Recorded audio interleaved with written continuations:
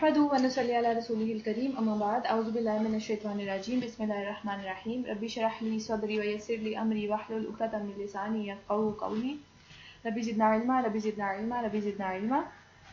पारा नंबर 28 पढ़ रहे हैं हम और सूरतुल मुजादिला पढ़ रहे हैं। रुकू नंबर 1 हमने इसका कल कंप्लीट किया था। रुकू नंबर 2 से आज वापस पढ़ेंगे, स्टार्ट करेंगे।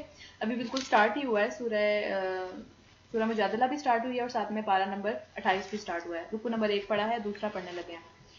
चलें स्टार्ट करते हैं। क्या तुमको खबर नहीं है कि ज़मीन और आसमान की हर चीज़ का अल्लाह ताला को इल्म है?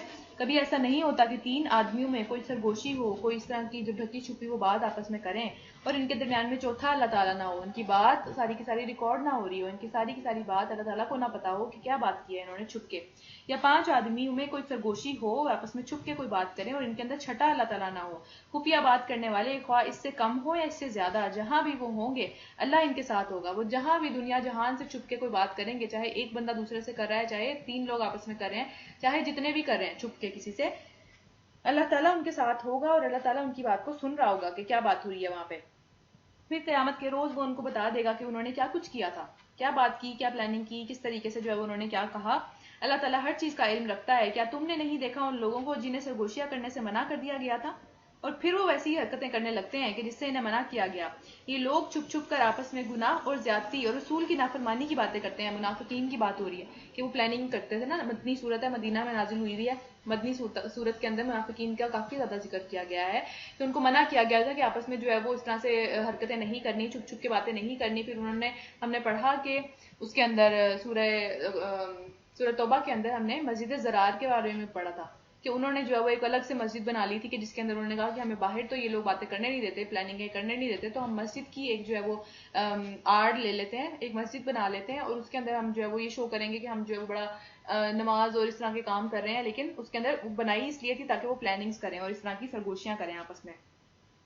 ये लोग छुप छुप कर आपस में गुनाह और ज्यादती और रसूल की नाफरमानी की बातें करते हैं और जब तुम्हारे पास आते हैं तो तुम्हें उस तरीके से सलाम करते हैं कि जिस तरीके से अल्लाह ने तुम पर सलाम नहीं किया।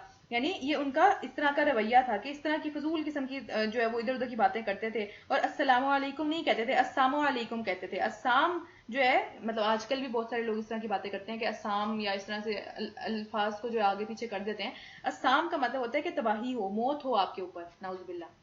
तो इस तरीके से कहते हैं और फिर अगर उनको कोई कुछ कह देता है कि भाई ये तुम क्या कह रहे हो, इस तरीके से नहीं कहना चाहिए, तो फिर वो कहते हैं नहीं हमने तो अस्सलाम वालेकुम कहा है, तुम अपना दिमाग तुम्हारा खराब है, तुम खुद जो है वो हम पे इल्जामात लगा रहे हो। तो अल्लाह ताला ने यहाँ पे उनकी बात खोल दी कि वो जानबूझ के ऐसी हरकत करते हैं और अपने दिलों में कहते हैं कि हमारी इन बातों पर अल्लाह हमें अजाब क्यों नहीं देता। अगर अल्लाह इतना ही है बड़ा, जिस तरह के नबी सल्लल्लाहु अलैहि वसल्लम कुरान के अंदर हमें बार बार बता रहे थे, तो फिर वो उस वक्त कहते थे कि हमें तो पता है कि हम ये बातें कर रहे हैं, दूसरों को तो हम बेशक कह देते हैं कि तुम झूठ बोल रहे हो, तुमने हमारे ऊपर इल्जाम लगाया है, लेकिन इंसान को तो पता होता है ना कि वो क्या कर रहा है। तो फिर जब उसे पता होता है तो फिर वो अपने दिल में कहता है कि मैं तो इतना बड़ी नाफरमानी कर दी, मैंने तो इतना बड़ा जो है वो ये काम कर दिया, फिर भी अल्लाह ताला का अजाब नहीं आया, तो वो उसकी रस्सी खींचती चली जाती है, दूर जाता जाता है। तो उनके लिए तो जहन्नुम ही काफी है, इसी का वो ईंधन बनेंगे, बड़ा ही बुरा अंजाम है उन लोगों का। ए लोगों जो ईमान लाए हो, जब तुम आपस में पोशीदा और छुप के कोई बात करो तो गुनाह और ज्यादती और रसूल की नाफरमानी की बातें नहीं, बल्कि छुप छुप के एक दूसरे को नेकी की बात करो। क्योंकि कोई ऐसी बात होती है कि तलकीन किसी को करनी होती है, किसी की करेक्शन करनी होती है, किसी ने कोई गलत बात कर दी, किसी ने कोई गलत तरीका अपना लिया, उसकी करेक्शन महफिल में बैठ के नहीं करनी चाहिए, उसकी करेक्शन जो है वो अकेले में जाके करनी चाहिए, जहां पे सिर्फ वो हो और आप हो। तो वहां भी जाके उससे वो बात करें कि नहीं ये चीज ठीक नहीं है, ऐसे नहीं करना चाहिए, ताकि उसकी जो इज्जत नफ्स है, उसकी जो एक तरह से समझ लें कि उसका जो एक ईगो है लोगों के दरमियान में बैठ के उसका जो एक इज्जत है वो खराब ना हो और वो खुद से अपने आप को भी ठीक कर ले। ज्यादा चांसेस है कि वो अलग से जाके बैठेंगे, अलग से जाके उसके बात करेंगे, अलग से उसको जो है वो आप बेशक फोन कॉल कर लें अगर मिल नहीं सकते, या फिर इस तरीके से और भी बहुत सारे जो मीन्स हैं कम्युनिकेशन के अलग से बात करने के, उसमें नेकी का और एक दूसरे को अच्छाई का हुक्म दें, अच्छाई की बात करें। उसमें जो है वो प्लानिंग ना करें एक दूसरे के खिलाफ कि भाई उसने या नबी सल्लल्लाहु अलैहि वसल्लम के खिलाफ कि ये चीज ऐसे हो रही है तो हम जो है वो इसको इस तरीके से नुकसान पहुंचाएं, हम इसका जो है वो इस तरीके से मामला खराब करें, इस तरह से नहीं करना चाहिए। हाँ, लेकिन अगर किसी ने किसी को तलकीन करनी है तो ज्यादा बेहतर ये है कि वो तलकीन जो है वो अलग से जाके किसी को, अगर करेक्शन करनी है किसी की, कोई गलत काम कर रहा है तो उसको अलग से जाके स्पेशली पॉइंट आउट करके ना करें सबके सामने, अलग से जाके करें। फिर क्या तकवा की बातें करो और उस खुदा से डरते रहो कि जिसके हजूर तुम्हें हशर के रोज पेश होना है। काना फूसी तो एक शैतानी काम है, शैतान का काम है कि ये महफिलों में बैठ के आपस में जो है वो गुटर मुटर इस तरह से करना, ये अच्छी बात नहीं है। तीसरा बंदा जिसको उस बात का नहीं पता उसके सामने वो बात ना करें ताकि वो जो है अनकंफर्टेबल ना हो, ये महफिल के आदाब है। جو کہ ہمیں اسلام جس چیز کا ہمیں سکھاتا ہے کہ یہ محفل کے آداب ہے. تیسرے بندے کو نہیں پتا تو دو لوگ آپس میں وہ بیٹھ کے باتیں نہ کریں, اس کو نہ چڑھائیں, اس کو نہ کہیں کہ بھی تمہیں نہیں پتا اور تمہیں ہم بتائیں گے بھی نہیں, اور یہ بات تو بہت مزیدار ہے اور یہ ہے اور وہ. ہم دیکھتے ہیں یہ بہت زیادہ کامن ہے, یہ چیز, یہ حرکتیں نہیں کرنی چاہیے. اور وہ اس لیے کی جاتی ہے کہ ایمان لانے والوں کو جو ہے وہ اس سے غم پہنچایا جائے, اس سے تکلیف پہنچائی جائے, ٹارچر کیا جائے انہیں, کہ بھئی ہمیں تو اسی بات کا پتا ہے, ہم اس بات کا مذاق اڑا رہے ہیں, ہمارے پاس تو یہ ایک سیکرٹ ہے جو کہ ہم تمہیں نہیں بتائیں گے. تو یہ اس لیے کیا جاتا ہے, حالانکہ اللہ کے حکم کے بغیر, اللہ تعالیٰ کے جو ایک اذن ہے, اللہ تعالیٰ کی مرضی کے بغیر وہ کوئی بھی نقصان انہیں پہنچا نہیں سکتے, چاہے جتنی مرضی پلاننگ کر لیں. اور مومنوں کو اللہ پہ ہی بھروسہ رکھنا چاہیے, انہیں رنجیدہ نہیں ہونا چاہیے ایسی باتوں پہ. اچھا آگے چلتے ہیں. اے لوگوں جو ایمان لائے ہو, جب تم سے کہا جائے کہ اپنی مجلسوں میں کشادگی پیدا کرو تو جگہ کشادہ کر دیا کرو, اللہ تعالیٰ تمہیں کشادگی بخشے گا. کشادگی کا مطلب ہے جگہ بنانا دوسروں کے لیے, بڑا کرنا دل اپنے آپ کو, کہ بھئی جو دوسرا بندہ آ رہا ہے اس کے لیے جگہ بنائی جائے. یہ نہیں ہے کہ بس میری یہی ایک محفل ہے, یہی میری جو ہے ایک مجلس ہے, اسی کے درمیان میں بیٹھنا ہے, تیسرے کسی کو میں انٹر نہیں ہونے دوں گا, یا تیسرا کسی کے ساتھ بھی جو ہے وہ میں بیٹھوں گا نہیں, میری مجلس میں اس کے لیے جگہ نہیں ہے, میری گیدرنگ میں, میری میٹنگ میں اس کے لیے جگہ نہیں ہے. تو یہ والی ساری کی ساری جو چیزیں ہیں وہ جو ہے اللہ تعالیٰ نے ہمیں اس سے منع کیا ہے کہ اپنی مجلسوں میں کشادگی پیدا کرو, اپنے دلوں میں کشادگی پیدا کرو, کھلا کرو اپنے دل کو, تو اللہ تعالیٰ تمہیں کشادگی بخشے گا. ہر چیز کے اندر تمہارے لیے کشادگی بخشے گا, رزق میں جو ہے وہ, اس کے علاوہ صحت میں, اس کے علاوہ جگہ میں, گھر کے اندر, ہر چیز کے اندر جو جہاں جہاں پہ بھی جو چیز اس میں انکلوڈیڈ ہے. اور جب تم سے کہا جائے کہ اٹھ جاؤ تو اٹھ جایا کرو, یعنی جب کہا جائے کہ ایک بندے کے جس کے گھر ہم گئے ہیں اس کو بھی جو ہے وہ جہاں پہ بھی وہ مجلس ہو رہی ہے یا جو بھی اس کو کر رہا ہے اس کو مصیبت میں نہیں ڈالنا چاہیے. مجلس کے آداب سکھائے جا رہے ہیں ہمیں کہ اس کو مصیبت میں نہیں ڈالنا چاہیے کہ آپ جو ہے وہ بہت پہلے جا کے بیٹھ گئے ہیں, جب اس کے کام کرنے کا ٹائم تھا. پہلے بھی ہم نے یہ بات پڑھی تھی سورہ نور کے اندر کہ جا کے اس طرح سے نہیں بیٹھ جانا چاہیے. ٹائم و ٹائم جب بلایا گیا ہے اسی ٹائم جائیں, یعنی جو ٹائم آپ کو دیا گیا ہے اسی ٹائم پہ جو ہے اس کے گھر جائیں, یا اسی ٹائم پہ وہ مجلس کا سٹارٹ کریں, اس سے پہلے جا کے اس بندے کو مصیبت میں نہ ڈالیں. اسی طرح اگر جب پتا ہو کہ بھئی یہ ٹائم ہے, اس کے بعد اس کا فلاں کہیں بزی ہے یہ یا کوئی اس طرح کا معاملہ ہے, اس وقت اٹھ جائیں. اس میں برا ماننے کی کوئی ضرورت نہیں ہے, ہر بندہ ہر ایک کے لیے ہر وقت بھی فری نہیں ہو سکتا. تو یہ چیزیں ہمیں اسلام نے سکھائی ہیں, ہم نے اپنی طرف سے نہیں ڈالی ہیں اس چیز کے اندر. اسلام میں ہمیں یہ چیزیں سکھائی ہیں کہ ایک دوسرے کا جو ہے وہ خیال رکھنا چاہیے, ایک دوسرے کے لیے لحاظ سے جو ہے وہ معاملہ کرنا چاہیے. تم میں سے جو لوگ ایمان والے ہیں اور جن کو علم بخشا گیا ہے, اللہ ان کے درجات بلند کرے گا. اور جو کچھ تم کرتے ہو اللہ کو اس کی خوب خبر ہے کہ کیا کیا کوئی کس لیے اور کیوں کر رہا ہے. اے لوگوں جو ایمان لائے ہو, تم لوگ رسول اللہ صلی اللہ علیہ وسلم سے تخلیہ میں یعنی کہ علیحدگی میں, پرائیویسی میں جا کے اگر بات کرنے لگو تو پہلے کچھ صدقہ کرو, یہ تمہارے لیے زیادہ پاکیزہ تر ہے. البتہ اگر تم صدقہ دینے کے لیے کچھ نہ پاؤ تو اللہ بہت غفور رحیم ہے. وہ ایسا تھا کہ ہر بندہ جو ہے وہ چاہتا تھا کہ نبی صلی اللہ علیہ وسلم سے علیحدگی میں جا کے بات کرے, اور نبی صلی اللہ علیہ وسلم کے پاس اتنا زیادہ ٹائم نہیں تھا کہ وہ ہر ایک کو جو ہے وہ ڈیل کر سکیں. اور لوگ جو ایسی جو بات سب کے سامنے بھی کی جا سکتی ہے وہ علیحدگی میں کرنا چاہتے تھے, اور نبی صلی اللہ علیہ وسلم کا ٹائم ضائع کرنے لگے تھے بہت زیادہ نا. تو اس پہ اللہ تعالیٰ نے جو ہے وہ ایک شرط لگا دی کہ پہلے صدقہ کرو. جو سیریس ہے واقعی وہ پھر صدقہ کر کے آگے بڑھے گا, وہ صدقہ کر کے آگے بڑھے گا, کیونکہ وہ واقعی مشکل میں ہوگا, واقعی اس کو جو ہے وہ کوئی اس طرح کی پریشانی ہوگی یا پھر اس طرح کا کوئی معاملہ ہوگا کہ وہ جو ہے وہ واقعی صدقہ بھی کرے گا. یعنی اس کی نیت کو ایک طرح سے ٹیسٹ کرنے کا یہ ایک ٹیسٹ بنا دیا اللہ تعالیٰ نے, تاکہ جو ہے وہ پتہ چل جائے. آگے چلتے ہیں. کیا تم ڈر گئے اس بات سے کہ تخلیہ میں گفتگو کرنے سے پہلے تمہیں صدقات دینے ہوں گے؟ اب مصیبت اس بات پہ پڑ گئی ہے کہ صدقہ کیوں کریں. پہلے نبی ہیں ہمارے درمیان میں ہے تو ہم اکیلے میں جا کے جتنا مرضی بات کریں. اچھا اگر تم ایسا نہ کرو تو اللہ تم کو اس سے معاف کر دے گا. تم نماز قائم کرتے رہو اور زکوٰۃ دو, نماز قائم کرتے رہو اور زکوٰۃ دیتے رہو, اور اللہ اور اس کے رسول کی اطاعت کرتے رہو. یعنی اگر جنورلی کوئی مسئلہ ہے جو کہ ڈسکس کرنا ہے پھر, اور آپ جو ہے وہ نہیں پاتے کہ جو ہے وہ کوئی اس طرح کا معاملہ ہے کہ میرے پاس نہیں ہے پیسے دینے کے لیے صدقات میں یا کچھ اس طرح سے, کیونکہ وہ جو صحابہ تھے وہ بہت غریب بھی تھے, بہت زیادہ غریب صحابہ بھی تھے ان کے اندر. تو پھر ان کے لیے اللہ تعالیٰ نے یہ معاف کیا اور ان کو کہا کہ تم جو ہے وہ نماز قائم کرتے رہو, زکوٰۃ دیتے رہو, اور اللہ اور اس کے رسول کی اطاعت کرتے رہو. تو جو کچھ تم کرتے ہو اللہ سے باخبر ہے. کیا تم نے دیکھا ان لوگوں کو جنہوں نے دوست بنایا ہے ایک ایسے گروہ کو جو اللہ کا مغضوب ہے, اللہ تعالیٰ کی غضب نازل ہوا ہے ان لوگوں کے اوپر, وہ نہ تمہارے ہیں نہ ان کے. یعنی منافقین کی بات ہو رہی ہے کہ جنہوں نے یہود کو جو ہے وہ دوست بنایا ہوا ہے اور ان کی جو ہے وہ چاپلوسیاں کرتے ہیں یا ان کے آگے پیچھے پھرتے ہیں. تو اللہ تعالیٰ کہہ رہے ہیں کہ وہ لوگ جو کہ اس طرح کے ہوتے ہیں, جو درمیان میں ہوتے ہیں, جو یہاں کے بھی ہونا چاہتے ہیں یہاں کے بھی ہونا چاہتے ہیں, تو وہ کیا ہے کہ نہ وہ تمہارے ہیں نہ ان کے, اور وہ جان بوجھ کر جھوٹی باتوں پر قسمیں کھاتے ہیں. ادھر جا کے ادھر کے لوگوں کے لیے قسمیں, ادھر جا کے ادھر کے لوگوں کے لیے قسمیں. اور پھر کیا ہے کہ اللہ تعالیٰ نے ان کے لیے بہت سخت عذاب مہیا کر رکھا ہے. بڑے ہی برے کرتوت ہیں وہ سب کے سب جو وہ کر رہے ہیں, انہوں نے اپنی قسموں کو ڈھال بنا رکھا ہے. یعنی جب بھی کوئی ان کو پکڑنے لگتا ہے, جب بھی کوئی ان کی جو ہے وہ بات کو پکڑ لیتا ہے کہ تم نے وہاں جا کے یہ بات کی تو پھر قسمیں. اپنی ڈھال، اپنے آپ کو بچانے کا طریقہ اللہ تعالیٰ کی قسموں کو انہوں نے بنا لیا ہے کہ جس کی آڑ میں وہ اللہ کی راہ سے لوگوں کو روکتے ہیں. یعنی قسمیں کھا کھا کے کہتے ہیں کہ نہیں نہیں ایسا نہیں، ایسے نہیں، ایسے میں نے تو یہ نہیں کہا، میں نے تو وہ نہیں کہا. اور پھر اس پر ان کے لیے ذلت والا عذاب ہے. اللہ سے بچانے کے لیے ان کا مال ان کے کسی کام نہیں آئے گا، اور نہ ہی ان کی اولاد، کیونکہ انسان دنیا میں جو کچھ بھی کرتا ہے وہ یا تو اپنے مال کو بچانے کے لیے کرتا ہے یا اپنی اولاد کو بچانے کے لیے کرتا ہے. یہی دو سب سے بڑی جو ہے وہ آزمائشیں ہیں ہماری دنیا کے اندر. اور انہی کے لیے جو انسان ہے وہ منافق بھی بنتا ہے، انہی کے لیے دنیا کے فائدے بھی ڈھونڈتا ہے، انہی کے لیے دین کو بھی چھوڑتا ہے، ہر چیز انہی کے لیے ہوتی ہے. تو یہی دونوں چیزیں جو ہیں وہ اس وقت کام نہیں آئیں گی. اور یہ دوزخ کے یار ہیں، آپس میں دوستی ان کی صرف دوزخ میں لے کے جانے والی دوستی ہے.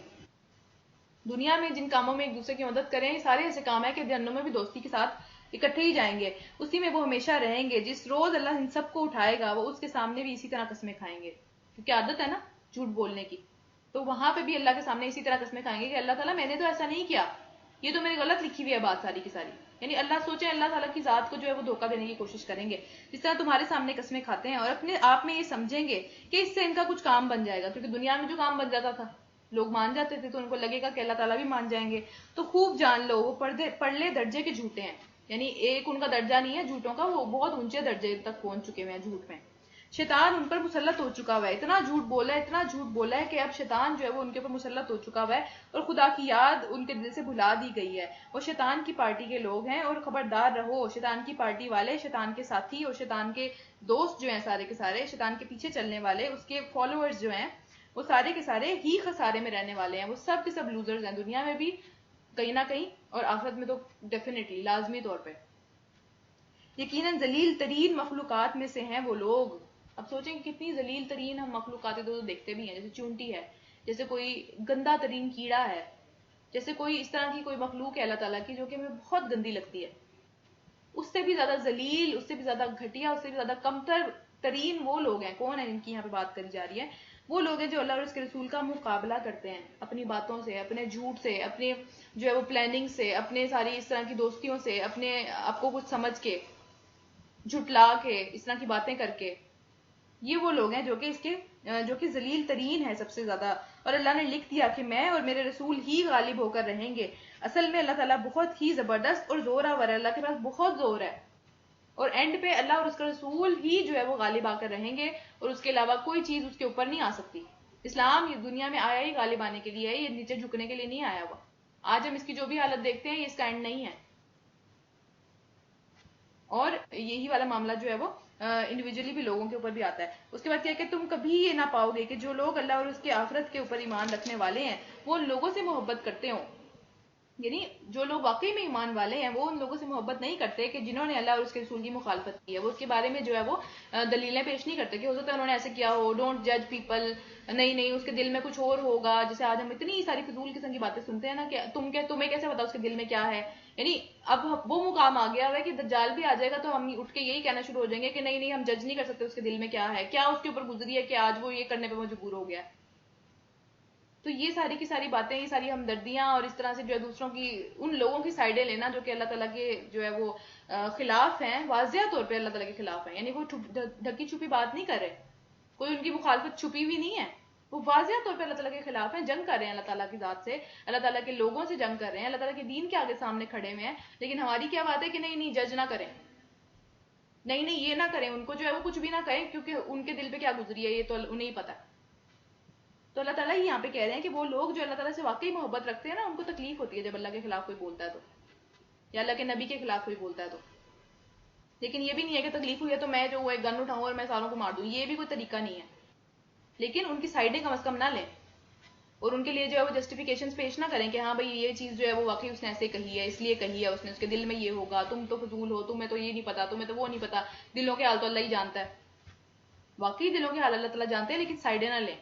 یہاں پہ بھی اللہ تعالیٰ دلوں کے حالوں کی بات بیان کر رہے ہیں کہ جو لوگ اس طرح کام کرتے ہیں، جو لوگ سائڈیں لیتے ہیں، جو لوگ دلیلیں پیش کرتے ہیں ان کی طرف سے، ان کے دل میں محبت ہے ہی نہیں، ان کے دل میں ایمان ہے ہی نہیں اللہ تعالیٰ کی ذات کے اوپر، اور اللہ تعالیٰ کے نبی سے محبت نہیں ہے ان کے دلوں میں. تبھی وہ دوسری طرف جا کے اس طرح کی باتیں کرتے ہیں. اگر ہماری ماں کے خلاف، ہماری اولاد کے خلاف کوئی بات کرے، کبھی ہم اس کی سائڈ لیں گے کہ نہیں اس نے اس لیے کہہ دیا ہوگا یہ. تو یہ وہی والی بات ہے، دلوں کے حال اللہ تعالیٰ جانتے ہیں. تو دلوں کے حالوں کے جاننے کی وجہ سے اللہ تعالیٰ ہمیں یہاں پہ بتا رہے ہیں کہ وہ ایسے لوگ جن کے دلوں میں ایمان ہوتا ہے وہ کبھی ایسی حرکتیں نہیں کرتے.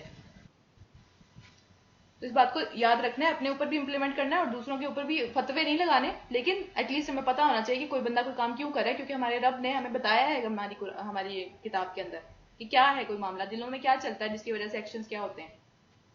چلیں آگے چلتے ہیں۔ خواہ وہ ان کے باپ ہی ہوں یا ان کے بیٹے ہوں یا ان کے بھائی ہوں یا ان کے اہل خاندان ہوں، وہ تب بھی ان کا ساتھ نہیں دیتے، وہ تب بھی ان کو کہتے ہیں کہ تم غلط کر رہے ہو۔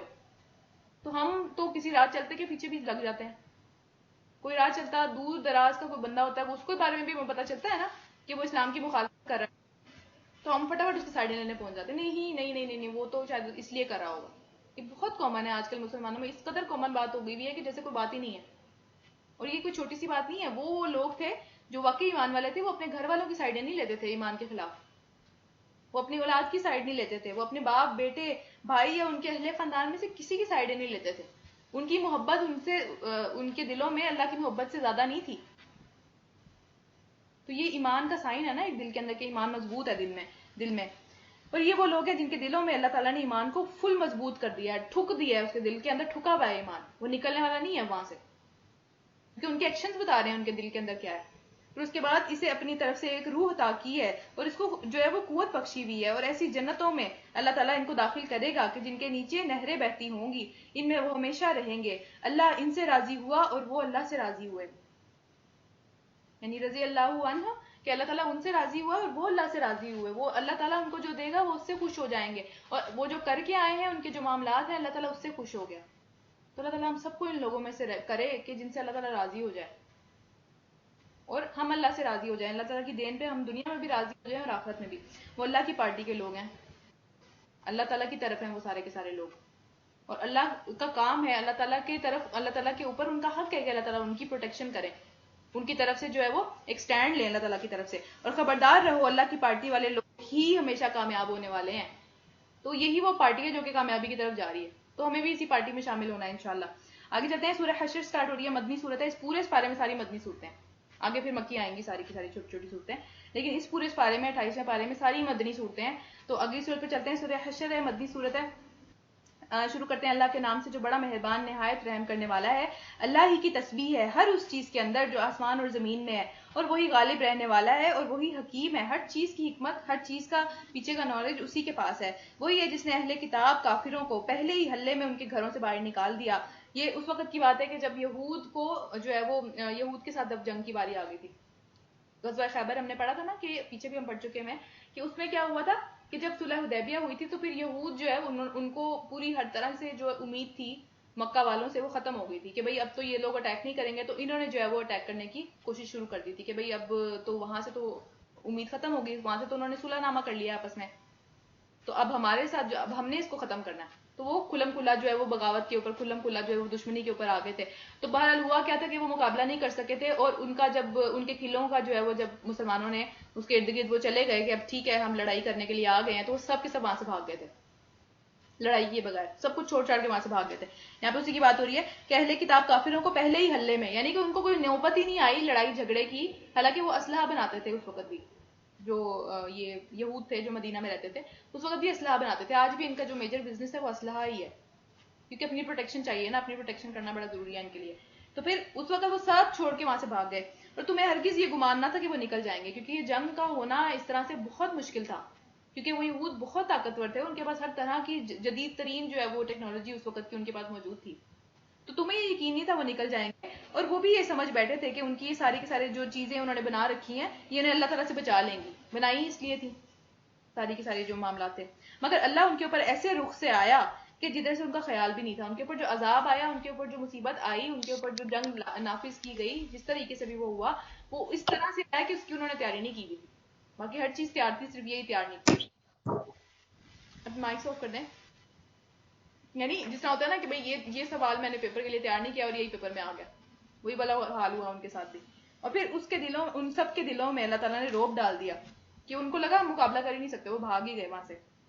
نتیجہ یہ ہوا کہ خود اپنے ہاتھوں سے اپنے آباد گھروں کو برباد کر دیا انہوں نے، آباد گھر تھے وہ سارے قلعے اور سارے معاملات، اور مومنوں کے ہاتھوں برباد بھی کروا رہے تھے۔ بس عبرت حاصل کرو اے دیکھنے والو، اس طریقے سے اللہ تعالیٰ بدلے لیتے ہیں اللہ تعالیٰ لوگوں سے، کہ ان کے پاس ہر چیز ہو دنیا کے اندر، لیکن ان کے پاس سٹل وہ چیز نہیں ہوتی کہ جس طریقے سے اللہ تعالیٰ آزماتے ہیں انہیں، وہ سٹل اس کے لیے تیار نہیں ہو پاتے۔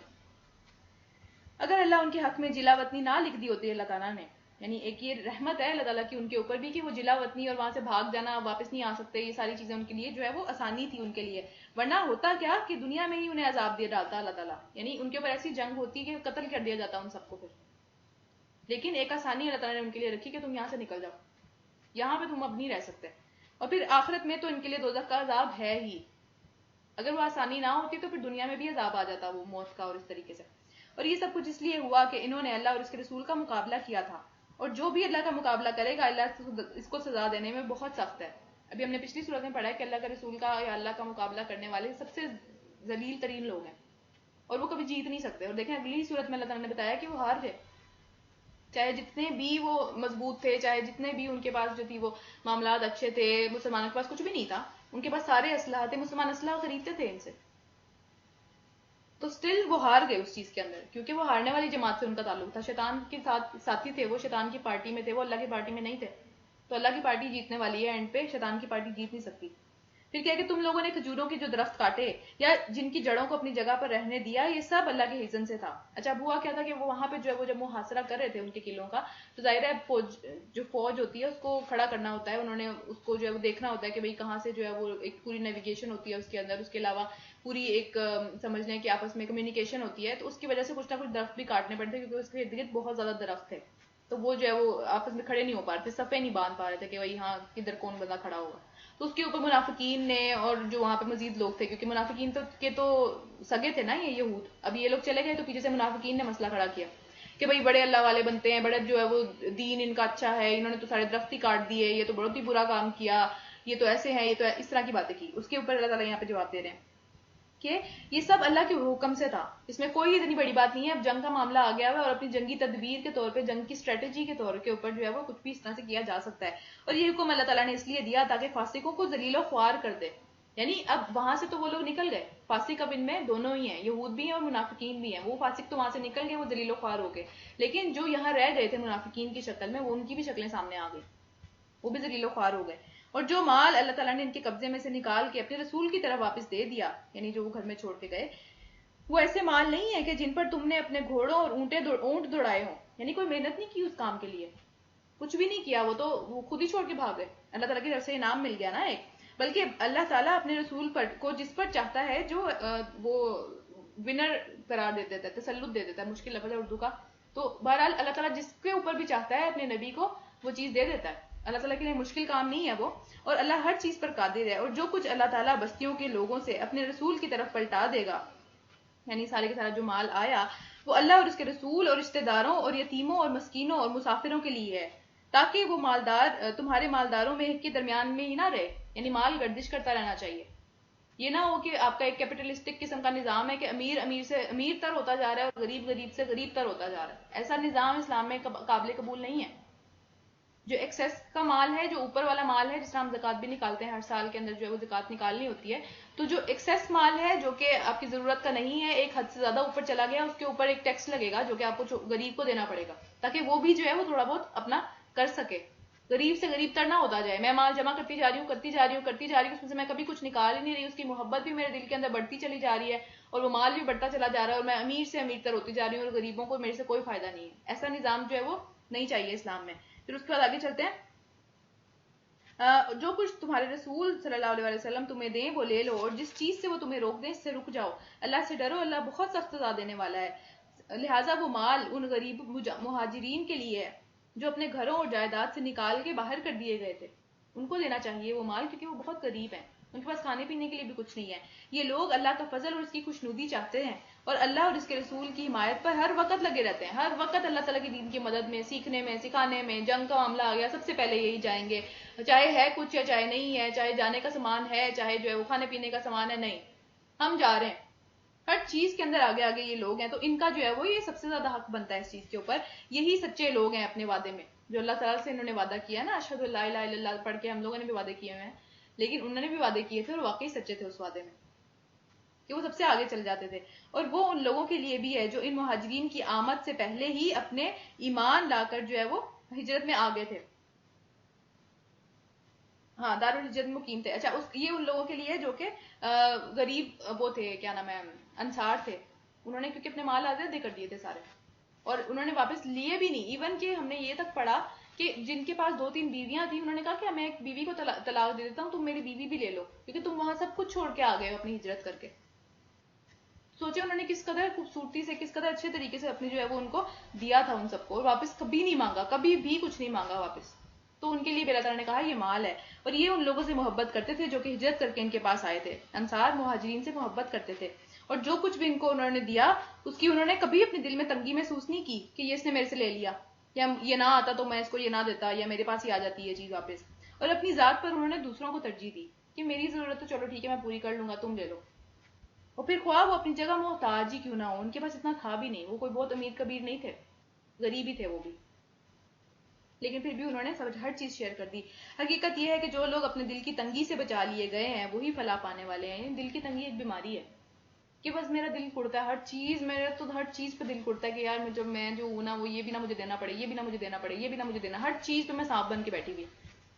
تو یہ دل کی تنگی ایک بیماری ہے اصل میں. اور وہ ان لوگوں کے لیے بھی ہے جو کہ اگلوں کے بعد آئے اور جو کہتے ہیں کہ اے ہمارے رب, یعنی بعد والی جنریشن میں بھی چلے گا یہ معاملہ اسی طرح جیسے یہاں پہ چلا ہے. اور پھر جو لوگ کہتے ہیں کہ یہ دعا آ رہی ہے یہاں پہ, اے ہمارے رب ہمیں اور ہمارے ان سب بھائیوں کو بخش دے جو ہم سے پہلے ایمان لائے تھے, اور ہمارے دلوں میں اہل ایمان کے لیے کوئی بغض نہ رکھ, کیونکہ بغض سب کے دلوں میں آ جاتا ہے, سب کے دلوں میں نفرت, سب کے دلوں میں پریشانی, سب کے دلوں میں ایک جو ہے وہ تنگی دوسروں کے لیے آ جاتی ہے. یہ اہل ایمان کے دلوں میں بھی آ جاتی ہے. اسی لیے جب وہ جنت میں جائیں گے تو ان کے دلوں میں جو بغض ہوگا, ان کے دلوں میں ایک دوسرے کے خلاف جو نفرت ہوگی وہ نکال دی جائے گی پھر پہلے جنت میں جانے سے. تو یہ سب کے دلوں میں آ جاتی ہے. اس دعا کو جو ہے وہ ضرور یاد کریں, یہ دعا بہت ہی پیاری دعا ہے کہ اللہ تعالیٰ ہمارے دلوں کو صاف کر دے آپس میں ایک دوسرے کے لیے. جو بھی بغض ہے, جو بھی پریشانیاں ہیں, جو بھی معاملات ہیں, وہ ایک دوسرے کے ساتھ صحیح کر دے ہمارے. تو اے ہمارے رب تو بڑا ہی مہربان اور نہایت رحم کرنے والا ہے. رکو نمبر 2 یہاں پہ سٹارٹ ہو رہا ہے سورہ حشر کا. تم نے دیکھا نہیں ان لوگوں کو جنہوں نے منافقت کی روش اختیار کی ہے, یہ اپنے کافر اہل کتاب بھائیوں سے کہتے ہیں, یعنی یہود سے, کہ اگر تمہیں نکالا گیا, اگر ان مسلمانوں نے تمہارے خلاف کوئی ایکشن لیا تو ہم بھی تمہارے ساتھ نکلیں گے, مطلب ہمارا جینا مرنا تمہارے ساتھ ہے, اور تمہارے معاملے میں ہم ہرگز کسی کی بات نہیں مانیں گے. ہم مطلب کوئی کسی چیز کے اوپر سیٹل نہیں ہوں گے, ہم لڑیں گے تمہارے لیے. اور اگر تم سے جنگ کی گئی تو ہم تمہاری مدد کریں گے, ہم مسلمانوں کی مدد نہیں کریں گے, مگر اللہ گواہ یہ قطعی جھوٹے ہیں. جنگ کہیں سے بھی ہوگی یہ بھاگ کے نکلیں گے, کیونکہ یہ اپنے لیے جی رہے ہیں, یہ کسی کے لیے بھی نہیں جی رہے. انہوں نے دونوں طرف اس لیے بنا کے رکھی ہوئی ہے تاکہ جہاں پہ بھی مصیبت ہے وہ دوسری طرف چلے جائیں, اس طرف سے اپنی جان بچ جائے ہر حال میں. اگر وہ نکالے گئے تو یہ ان کے ساتھ ہرگز نہیں نکلیں گے, یہ کہیں گے اللہ کا شکر ہے ہمارا ابھی تک کسی کو پتہ نہیں چلا. اور اگر ان سے جنگ کی گئی تو یہ ہرگز ان کی مدد نہیں کریں گے, اور اگر یہ ان کی مدد کریں گے بھی تو پیٹ پھیر کر بھاگ جائیں گے, پہلی مصیبت پہ پیٹ پھیر کے بھاگیں گے, اور پھر کہیں سے کوئی بھی مدد نہیں پائیں گے. ان کے دلوں میں اللہ سے بڑھ کر تمہارا خوف ہے. مسلمانوں کے اندر رہتے ہوئے, مسلمانوں کے ساتھ چلتے ہوئے, ہر چیز میں مسلمان ہوتے ہوئے بھی مسلمانوں کا خوف ہے ان کو, کہیں پتہ نہ چل جائے کہ بھئی ہمارے یہود کے ساتھ تعلقات ہیں, کہیں پتہ نہ چل جائے کہ ہم ادھر کی باتیں ادھر کر رہے ہیں, کہیں پتہ نہ چل جائے کہ ہم ان کے خلاف سازشیں کر رہے ہیں. اس لیے کہ یہ لوگ ایسے ہیں کہ جو سمجھ بوجھ نہیں رکھتے, یہ کبھی اکٹھے ہو کر کھلے میدان میں تمہارا مقابلہ نہیں کریں گے. کچھ لوگ ایسے ہوتے ہیں نا جو ہمیشہ پیٹھ پیچھے سے ہی وار کرتے ہیں, کبھی سامنے آگے بات نہیں کرتے, منہ پہ ہمیشہ اتنے میٹھے ہوتے ہیں, اتنے میٹھے ہوتے ہیں کہ جیسے کبھی پتہ ہی نہیں چل سکتا کہ یہ لوگ جو ہے وہ کبھی ہمارے خلاف بھی بات کر سکتے ہیں. تو اس طرح کے لوگ جو ہوتے ہیں وہ کبھی بھی منہ پہ آ کے وار نہیں کرتے, کھلے میدان میں آ کے کبھی بھی وار نہیں کریں گے, ہمیشہ پیچھے سے جو ہے وہ بات کریں گے. لڑیں گے بھی تو پیچھے پیچھے بند قلعوں میں بیٹھ کے, اپنی جو ہے وہ ساری کی ساری اس طرح کی پلاننگز اور اسٹریٹجیز لگا کے, بس اس کے علاوہ ان کی لڑائی کچھ بھی نہیں ہے. یا دیواروں کے پیچھے چھپ چھپ کر. یہ آپس کی مخالفت میں بڑے سخت ہیں, یعنی مسلمانوں کے ساتھ مخالفت میں بہت سخت ہیں یہ, باقی کسی کے بھی دوست بن جائیں گے سوائے مسلمانوں کے, سوائے اپنے آپس کے جو اپنے لوگ ہیں ان کے سوا ہر کسی کے دوست ہوتے ہیں. کچھ لوگ ایسے ہم دیکھتے ہیں نا دنیا میں, ایون ہماری فیملیز میں بھی کبھی کبھی ہوتے ہیں کہ آپس میں ان کی نہیں بنتی فیملیز میں, لیکن باقی ہر ایک جو ہے وہ ان کی اچھائی کی, ان کے سمجھنے دوستی کی, ان کی فرینکنس کی گواہیاں دے رہا ہوتا ہے. تو یہ تو کوئی طریقہ نہیں ہے. اپنوں کے ساتھ سب سے پہلے اچھا بننا ضروری ہے, بعد میں جو ہے وہ ادھر ادھر والے آئیں گے. دوسروں کے ساتھ یا پھر جن سے آپ کم ٹائم کے لیے ملتے ہیں, جو دور رہتے ہیں, ان کے ساتھ اچھا بننا تو بہت آسان ہے. اپنے ساتھ جن کے ساتھ رہتے ہیں, جو قریبی ہیں, ان کے ساتھ جو ہے وہ اچھا بننا مشکل ہے, کیونکہ وہاں سے مصیبت آتی ہے, وہاں کی باتیں بھی بری لگتی ہیں, وہاں پہ جو ہے وہ ہمیں کچھ چیزیں پسند بھی نہیں آتی ہیں, ہماری لڑائیاں بھی ہوتی ہیں, ہم جو ہے وہ اختلاف بھی کرتے ہیں, کیونکہ رہنا ہوتا ہے نا ان کے ساتھ. تو یہ کوئی طریقہ نہیں ہے کہ ان کے ساتھ آپ کی لڑائی ہے اور باقی دور دراز میں سارے لوگوں کے ساتھ جو ہے وہ دوستی ہے, یہ کوئی طریقہ نہیں ہے, کیونکہ یہ جو ہے وہ منافقین کا طریقہ ہے, یہ اچھی بات نہیں ہے. اچھا اس کے بعد آگے چلتے ہیں. آپس میں تمہارے ساتھ بڑے سخت ہیں, کوئی چیز برداشت نہیں کریں گے, دور دراز کے سارے لوگوں کے ساتھ ٹھیک ہے. مگر تم انہیں اکٹھا سمجھتے ہو، مگر ان کے دل ایک دوسرے سے بھی پھٹے ہوئے ہیں، یعنی جن کے ساتھ اچھے ہیں ان کے ساتھ بھی صحیح نہیں ہے، بس مطلب کے ساتھی ہیں۔ اللہ تعالیٰ دیکھیں کتنا کھول کھول کے بیان کریں ان کے دلوں کے حالات، کیا ان کی سمجھ لیں کہ ذلت ہوئی ہوگی وہاں پہ، کہ ہر چیز اللہ تعالیٰ نے کھول کھول کے بیان کر دی کہ دلوں میں تو یہ چل رہا ہے۔ تو آج ہمیں بھی اپنے دل دیکھنے ہیں کہ کہیں ہمارے دلوں کے بارے میں تو نہیں بات ہو رہی، کہ ہم اس طرح کے تو نہیں ہے کہ صرف ہمیں اپنی ہی پڑی رہتی ہے، جس کے ساتھ ہماری دوستی بھی ہے وہ بھی ہم نے مجھے مطلب کے لیے کی ہوئی ہے، جہاں مطلب پورا ہوگا وہاں پہ اس کو جو ہے وہ ہم اس طریقے سے چھوڑ دیں گے جیسے یہ لوگ کریں۔ اور ان کا یہ حال ہے کہ یہ بے عقل لوگ ہیں، اپنی طرف سمجھتے ہیں ہم بہت عقل مند ہیں، ہم نے اس کو یوز کیا، اس کو یوز کیا، اس کو یوز کیا، لیکن اللہ تعالیٰ کہہ رہے ہیں یہ بے عقل ہیں، اپنے لیے اتنا بڑا کھڈا کھود رہے ہیں کہ اس میں سے نکل ہی نہیں پائیں گے۔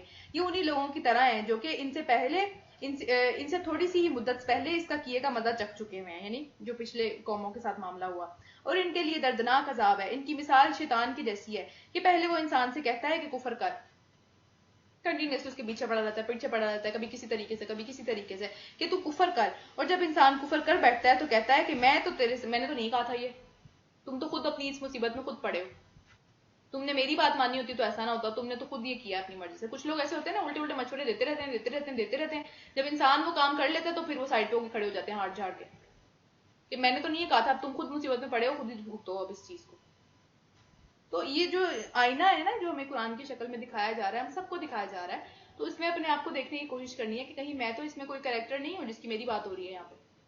اور پھر اس کا انجام بھی اللہ تعالیٰ نے ساتھ ساتھ بتاتے جا رہے ہیں کہ ان کی مثال کیسی ہے، اس کا انجام کیا ہے، تو پھر دیکھنا ہے کہ ہمارے اپنی کہاں پہ ہم فٹ ہو رہے ہیں سب کے اندر۔ اچھا اس کے بعد کیا کہ مجھے تو اللہ رب العالمین سے ڈر لگتا ہے، شیطان کہہ رہا ہے یہ مجھے تو ڈر لگتا ہے بھائی تم نے یہ کام کر لیا اب تم خود بھگتو۔ پھر دونوں کا انجام یہ ہونا ہے کہ ہمیشگی کے لیے جہنم میں جائیں گے اور ظالموں کی یہی جزا ہے، یعنی انجام دونوں کا ایک ہے، لیکن پھر بھی وہ جو ہے اس کو بھٹکانے کے بعد سائڈ پہ کھڑا ہوا ہاتھ جھاڑ رہا۔ رکو نمبر 3، اے لوگوں جو ایمان لائے ہو اللہ سے ڈرو اور ہر شخص یہ دیکھے کہ اس نے کل کے لیے کیا سامان تیار کیا ہے۔ آج میری موت آ جاتی ہے میں کیا خوش ہوں گی اس وقت کہ میں اللہ سے ملنے لگی ہوں، یا میں یہ کہوں گی اوہ میں نے تو کچھ بھی نہیں کیا اب تک، کیونکہ موت نے مجھے بتا کے تو نہیں آنا، موت نے تو بغیر بتایا آنا مجھے، آج آ جاتی ہے، کل آ جاتی ہے، 10 سال بعد آ جاتی ہے، 5 سال بعد آ جاتی ہے، 2 مہینے بعد آ جاتی ہے۔ تو ہر شخص یہ دیکھے کہ ہم نے کل کے لیے کیا سامان تیار کیا ہے، میں نے اپنا جو ابدی گھر ہے جہاں پہ رہنا ہے اس کو کتنا اچھا ڈیکوریٹ کیا ہے، اس کے لیے میں نے کتنی چیزیں اکٹھی کر لی ہیں، کتنی چیزیں میرے پاس ہیں اس کے لیے، کیونکہ اس گھر کو تو جو جس میں ہم نے شاید 25 30 35 سال رہنا ہے اس کو تو ہم بہت سجاتے ہیں، بہت اس کے لیے جو ہے وہ ہماری ہر کوشش ہر چیز اس کے لیے ہے، وہیں تک لمیٹڈ ہے، وہیں تک ختم ہو جاتی ہے، اس سے آگے جاتی ہی نہیں ہے۔ اللہ سے ڈرتے رہو، اللہ یقیناً تمہارے سب اعمال کو دیکھ رہا ہے جو تم کرتے ہو۔ ان لوگوں کی طرح نہ ہو جاؤ جو اللہ کو بھول گئے تو اللہ تعالیٰ نے ان کا نفس ہی بھلا دیا، وہ جس مقصد کے لیے اس دنیا میں آئے تھے وہ ہر چیز بھول گئے، بس اسی میں مگن رہ گئے۔ اصل مقصد اصل وجہ دنیا میں آنے کی، کیا کرنا ہے کیا نہیں کرنا، ہر چیز بھول گئے، جو لیسن تھا جو ٹیسٹ تھا ہر چیز بھول گئے، اپنی روح تک کو بھول گئے، بس جسم کی خواہشات پوری کریں۔ جسم نے کھانا ہے کھانے کے لیے کما رہے ہیں، جسم کو گھر چاہیے گھر کے لیے جو ہے وہ بہترین کمائی لگ رہی ہے اس کے اوپر، جسم نے جو ہے وہ اس کو جسمانی ضرورت ہے، سیکشل ڈیزائرز ہیں اس کی، اس کے لیے جا رہے ہیں، جسم کے اندر لگے ہوئے اپنا نفس بھول گئے، اپنی روح کو بھول گئے کہ وہ بھی اندر ہے کوئی کہیں پہ، اس کی بھی کوئی غذا ہے، اس کا بھی کوئی گھر ہے، اس کو بھی کوئی سکون چاہیے، تو اللہ تعالیٰ نے بھلا ہی دیا ان کو وہ، کیونکہ وہ اللہ کو بھول گئے تھے۔ تو جو روح ہے نا وہ اللہ کی طرف سے آئی ہوئی ہے، اور جسم جو ہے وہ مٹی سے آیا ہوا ہے، تو جسم کی ہر طرح کی ضرورت مٹی سے پوری ہوتی ہے، اس کو گھر چاہیے مٹی سے بنے گا، مٹی میں سے وہ چیزیں نکلیں گی، زمین میں سے وہ چیزیں نکلیں گی جس سے وہ بنے گا، اس کو کھانا چاہیے وہ زمین میں اگتا ہے، اس کو جو ہے وہ سیکشل ڈیزائرز چاہیے وہ بھی ایک دوسرے بندے سے پوری ہوں گی جو کہ زمین سے بنا ہوا ہے، مٹی سے بنا ہوا ہے، لیکن روح اللہ کے پاس سے آئی ہے تو روح کی غذا جو ہے اس کی ہر چیز اللہ سے ہی پوری ہوگی، وہ دنیا سے پوری نہیں ہو سکتی۔ اس کو ہم سونے کے پنجرے میں قید کر دیں گے وہ قید ہی رہے گی، وہ پھر بھی پھڑکتی رہے گی اندر، وہ سیٹسفائی نہیں ہوگی، اس کو جو چیز سیٹسفائی کرنے والی ہے وہ اللہ کے پاس سے ہی آئے گی، کیونکہ وہ خود اللہ کے پاس سے آئی ہوئی ہے، تو اس کو جو ہے وہ دیکھنا پڑے گا۔ تو ہوتا کیا ہے کہ جو لوگ اللہ کو بھول جاتے ہیں اللہ تعالیٰ ان کو ان کا نفس بھلا دیتے ہیں، ان کی روح کو بھول جاتے ہیں، وہ روح تڑپتی رہتی ہے اندر، پھر کیا ہوتا ہے جی کہ اینڈ پہ جا کے اتنا ڈپریشن اور اتنا اس طرح کے سارے معاملے، یہ نہیں کہہ رہی کہ صرف ڈپریشن اسی وجہ سے ہوتا ہے، لیکن یہ بھی ایک ریزن ہے کہ جس کی وجہ سے جو ہماری روح جب سیٹسفائی نہیں ہوتی تو ہمارا جسم بھی جو ہے وہ بیمار پڑنے لگتا ہے، ہمارا جسم بھی جو ہے وہ پریشان ہونے لگتا ہے اس چیز کے بارے میں۔ تو صرف جسم کے بارے میں ہی نہیں سوچنا، روح کے بارے میں بھی کبھی کبھی سوچنا چاہیے کہ کہیں میں نے اپنی روح کو بھولی تو نہیں گئی ہوں، اس کی غذا کے لیے میں نے کیا کیا، اس کے لیے جو ہے وہ میں نے کیا گھر تیار کیا، میرا جسم صاف ہے جس کے اندر وہ رہتی ہے، میرا دل صاف ہے. تو یہ سب چیزیں اس کی چیزیں ہیں جس کی وجہ سے یہ سوچنا پڑے گا کہ ہم نے اس کے لیے کیا تیاری کی ہوئی ہے, کیا کری ہے وہ. یہی فاسق لوگ ہیں, دوزخ میں جانے والے ہیں, اور جنت میں جانے والے کبھی بھی برابر نہیں ہو سکتے. یہ دونوں, ایک پاک روح ایک جو ہے وہ گندی روح کے برابر نہیں ہو سکتی, کبھی بھی نہیں ہو سکتی. اللہ تعالیٰ ہم سب کی روحوں کو پاک کر دیں. جنت میں جانے والے ہی اصل میں کامیاب لوگ ہیں, دنیا کی کامیابی نہیں ہے. بہت دفعہ پڑھا ہم نے. پھر یہ آیت جو ہے بہت زیادہ ہم سنتے ہیں اور پڑھتے ہیں کہ کیا کہ اگر ہم نے یہ قرآن کسی پہاڑ کے اوپر نازل کیا ہوتا تو اس کی ذمہ داری اتنی زیادہ ہے, اس کے اندر اتنے بڑے بڑے احکامات ہیں, اس کے اندر اتنی بڑی بڑی جو ہے وہ چیزیں نازل کی گئی ہیں, ذمہ داریاں اس کے ساتھ آئی ہیں بہت ساری, کہ وہ پہاڑ جو ہے اللہ کے خوف سے دب جاتا, ریزہ ریزہ ہو جاتا وہ پہاڑ. اتنی بھاری ذمہ داری یہ پہاڑ کے اوپر ڈالی جاتی. تو لیکن انسان وہ بڑے شوق و ذوق سے اس کو لے کے بیٹھ گیا اور اس کو جو ہے وہ اچھے سے کور میں ڈال کے الماری میں ڈال دیا, ختم. تو اس قرآن کے ساتھ ایک ذمہ داری آئی ہے, اس کو سیکھنے کی, اس کو سکھانے کی, اس کو امپلیمنٹ کرنے کی اپنی زندگی کے اندر, اپنے آپ کو چینج کرنے کی, اپنے دل کو بدلنے کی, اپنی حالات کو بدلنے کی. لیکن ہم کہاں کھڑے ہوئے ہیں اس پوری ذمہ داری میں, ہمیں یہ بھی دیکھنا پڑے گا نا. اچھا, اس چلتے ہیں. اور پھٹ پڑتا وہ اس بھاری ذمہ داری سے. یہ مثالیں ہم لوگوں کو سامنے اس لیے بیان کرتے ہیں تاکہ وہ اپنی حالت پہ غور کریں کہ ہمارا دل تو کبھی نہیں پھٹتا, ہمیں تو کوئی فرق ہی نہیں پڑتا, قرآن ہے نہیں ہے کیا فرق پڑتا ہے. یہ اتنی بڑی نعمت ہے, اس کے ساتھ اتنی بڑی ذمہ داری بھی آئی ہے. اور وہی اللہ ہے جس کے سوا کوئی معبود نہیں ہے, وہ غائب بھی ہے, وہ ظاہر بھی ہے, ہر چیز کے اندر وہی ہے. اور یہاں پہ اللہ تعالیٰ کے نام آ رہے ہیں, یہ آیت بہت زیادہ فیمس ہے اس سورت کی, اس کے اندر کافی سارے نام اللہ تعالیٰ کے آئے ہوئے ہیں. وہی رحمان ہے اور وہی رحیم ہے, اور وہ اللہ ہی ہے جس کے سوا کوئی بھی معبود نہیں ہے. وہ بادشاہ ہے نہایت ہی مقدس, سراسر سلامتی والا, امن دینے والا, نگہبان ہے ہر چیز کے اوپر. جو چیز ہے اس کا نگرانی, اس کی حفاظت اللہ تعالیٰ کے اوپر ہی ہے, سب پر غالب ہے, اور اپنا حکم جو ہے وہ نافذ کرنے والا ہے. وہ کسی نہ کسی طریقے سے اس کا حکم جو ہے وہ ہو کے رہنے والا ہے, اس کو کوئی چیز جو ہے وہ ختم نہیں کر سکتی. اور بڑا ہو کر رہنے والا وہی ہے, اسی کا نام سب سے بڑا ہے, سب سے اوپر جو جانے والی ذات ہے, سب کے اوپر آنے والی, غالب آنے والی ذات اسی کی ہے. اور پاک ہے اللہ اس سارے شرک سے جو یہ لوگ کر رہے ہیں اللہ کے ساتھ چیزیں ملا ملا کے. اور اللہ ہی ہے جو تخلیق کا منصوبہ بنانے والا ہے اور اس کو نافذ کرنے والا ہے. تخلیق کی ابتدا, ہمارے پیدا کرنے کی ابتدا, اس کو شروع کرنے کا عمل بھی اللہ تعالیٰ نے کیا تھا, اس کو مکمل بھی اللہ تعالیٰ نے کیا ہے, اس کو دنیا میں بھیجا بھی اللہ تعالیٰ نے ہے, اور دنیا سے واپس بھی اللہ ہی لے لے گا. ہمارا آنا, ہمارا جانا, ہمارا اٹھنا, ہمارا بیٹھنا, ہر چیز اللہ تعالیٰ کے ساتھ ہے. اللہ تعالیٰ اس چیز کو دیکھ رہا ہے. جب تک اللہ تعالیٰ چاہے گا وہ چیز چلتی رہے گی, جب تک اللہ تعالیٰ نہیں چاہے گا وہ چیز وہیں ختم ہو جائے گی. ایک لمحہ اس کے اوپر نہیں گزار سکتے اس دنیا میں. اس کے بعد وہ اپنی مرضی سے کرتا ہے, جس طرح کی جس کی چاہتا ہے شکل بناتا ہے. تو اس کے لیے شکلوں کے اوپر باتیں کرنا, انگلیوں کے اوپر, ہائٹ کے اوپر, اس طرح کی چیزوں پر باتیں کرنا بہت ہی غلط بات ہے. اس سے جو ہے وہ اپنے آپ کو بچانا چاہیے, کیونکہ یہ سب چیزیں اللہ تعالیٰ نے اپنی مرضی سے بنائی ہوئی ہیں. تو ہم جو ہے وہ دوسرے بندے کو نہیں ڈی گریڈ کریں, ہم اس کے بنانے والے کو ڈی گریڈ کریں. کیونکہ ہر بندہ اگر چاہتا نا کہ اپنی مرضی سے اپنی شکل بناتا, تو سب ہی جو ہے وہ بیوٹی کوئنز ہوتی ہیں. آج سبھی لوگ جو ہے وہ ایک خوبصورتی کے جو سمجھ لیں آپ, مطلب پورے کے پورے وہ ایک اعلیٰ معیار کے اوپر ہوتے ہیں, لیکن اپنی مرضی سے کسی نے بھی اپنے آپ کو نہیں بنایا.